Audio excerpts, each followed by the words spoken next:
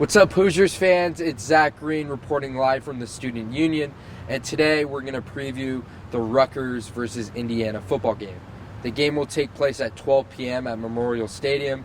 Rutgers is 4-5 on the season, while the Hoosiers are 2-7. Both programs haven't gotten a win in a while, and we'll be looking to get a win for next year. It's a confidence game. Whoever can win this game should get some confidence going into next year. With that said, let's get right into the video. This is Indiana, yeah, we do it big.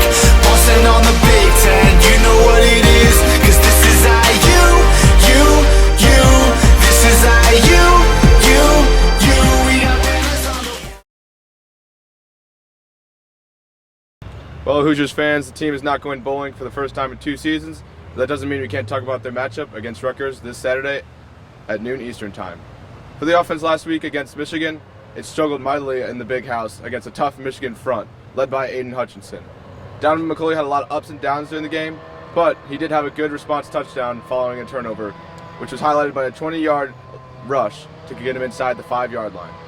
The receivers, on the other hand, only had 2 catches for the entire game. Offensive coordinator Nick Sheridan said he needed to get them more involved because they're a very talented group.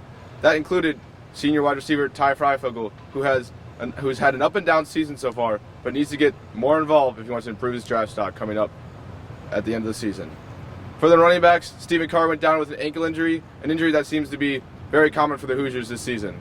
So it'll be up to Davian Irvin Poindexter to get most of the carries if Stephen Carr isn't ready to go.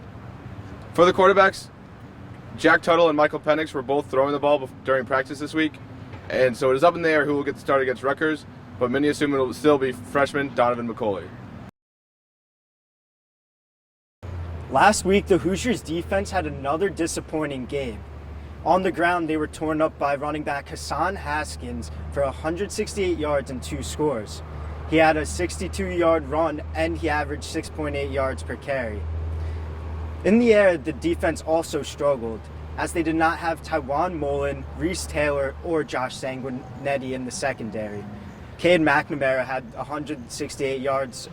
He also threw for 2 touchdowns, both to Luke Schoonmaker. Next week, against Rutgers, the defense is going to have to create some turnovers. That way they could set up some good field position for their freshman quarterback. They also have to stop the run and Rutgers' solid running back, Isaiah Pacheco. He's nothing flashy, but if he gets into space, he could make people miss. Expect the defense and Charlton Warren to dial up some blitzes to clog the run game and force Noah Vedral, the Rutgers quarterback, to throw under pressure. This way, the man who already has 6 interceptions might throw a couple more. Here are 3 keys for the Hoosiers to get a win on Saturday. The first key is they need to be more aggressive.